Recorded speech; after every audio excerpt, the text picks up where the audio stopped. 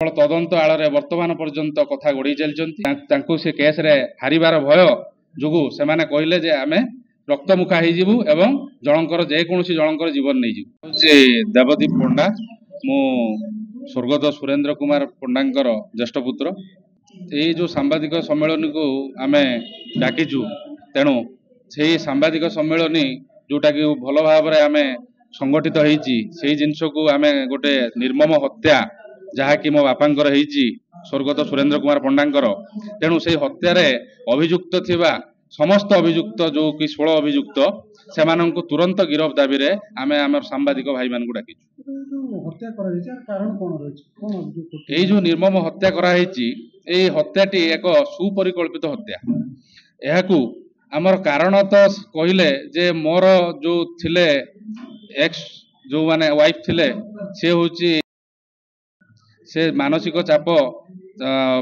चापरे पड़ी कारण कॉम्पिटिटिव एग्जाम मानकर बारंबार फेलुअर होते से मानसिक चापरे बारंबार रही आसुले एवं से मानसिक चाप को संभाली न पारी से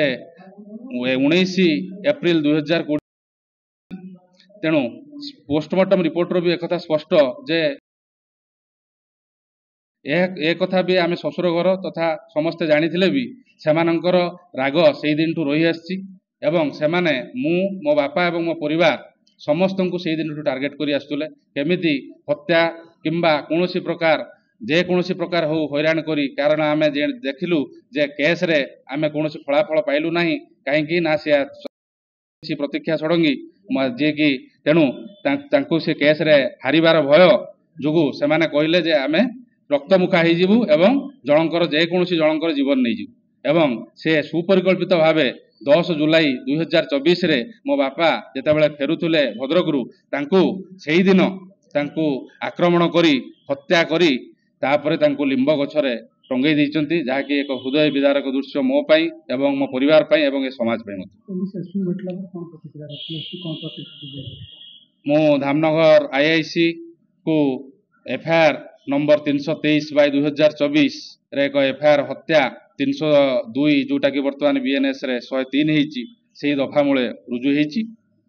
तो से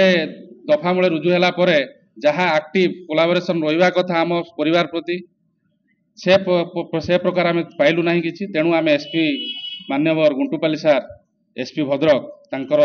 एसपी ऑफिस द्वारस्थ होइतिलु तांकु मध्य ए अभियोग जनइतिलु हत्या अभियोग किंतु से केवल तदंत आड़ वर्तमान पर्यंत कथा गोड़े चलती बापांकर हाथ लेखा चिठी रे स्पष्ट प्रमाणित होउची जे 16 जन अभियुक्त मानकर प्रत्यक्ष संपृक्ति अछि तथापि से खुला आकाश रे घूरी बुलचंती।